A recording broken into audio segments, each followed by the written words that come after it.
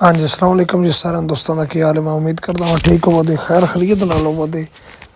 वेंदे जी वलीमा दी रोटी तैयार हो रही है। कैपिटल मैरिज हाल है फालिए रोड के उत्ते मानू चक तो अगे। बहुत ही अच्छा खाना इन्हों का।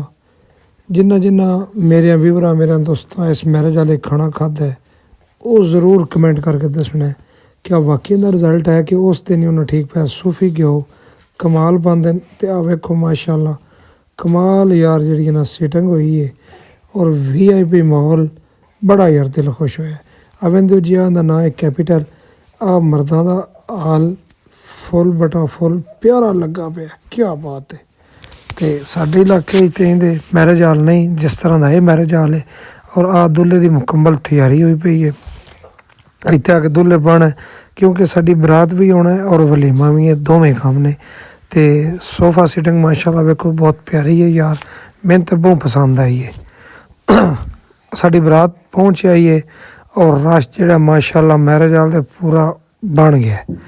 खाना इस तो बाद स्टार्ट होना। लो जी आ चाचे रहे बा मुख्तार बिलाल तरड़ साहब, उसामा तरड़ साहब, फतेह मोहम्मद साहब, अली हमजा साहब, अवैस नाज साहब, वकास अहमद साहब, मोइज़ रहमान साहब, ये जी सारे साडा अपने बैठे हैं। उस तो बाद आ सारिया मैरिज हाल दी ते आ भी अपना शाह हुसैन तरड़ साहब, शहजाद अहमद तरड़ साहब, सरफराज अहमद तरड़ साहब, मोहनस सरफराज तरड़ साहब, इब्राहिम साहब, अरफान साहब, उमर साहब, हाफिज अब्दुर्रहमान, हारून साहब, लेकिन मैं बथेरिया के नाम लै छड़े न। ये सारे मेरे पिंड दे जेह्ड़े रोटी खाते पैन, वलीमा खाते पैन। इन्हों को पुछ लो क्या खाने का मज़ा आया है कि नहीं आया। हकीकत गल है बहुत ज़्यादा मज़ा आया। जेह्ड़े असीं हफजाबाद तो गया सी ना सन तो बहुत ज़्यादा मज़ा आया। तो शहजाद साहब बैठे न खाना शाना खा रहे हैं, सारे आवाम जी ना खाना खा रही है।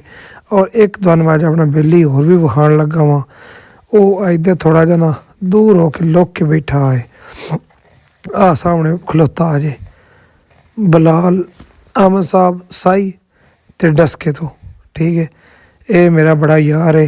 तो भाई इमरान साहब ने मास्टर इमरान साहब छन्नी साल पार तो भाई अली रज़ा साहब इन्हों तो जान दो कोई जिन्हें जिन्हें जान दो जरूर दसिया जी। अमर साहब ने जिन्हों का वलीमा है तो कल शादी सी ठीक है। तो माशाल्लाह बहुत अच्छा खाना यार कमाल खाना दिता ना ठीक है।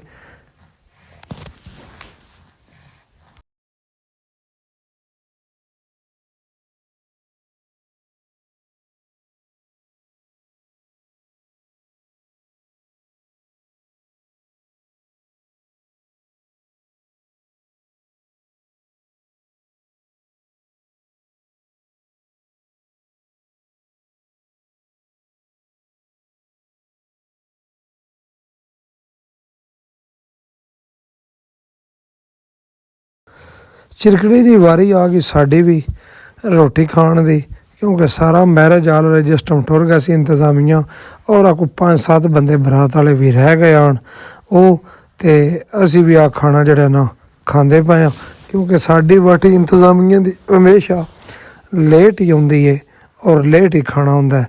अगर मेरी वीडियो तुहानूं अच्छी लगी है ज़रूर लाइक और सब्सक्राइब और कमेंट ज़रूर करना। बस दरो अस्सलाम वालेकुम।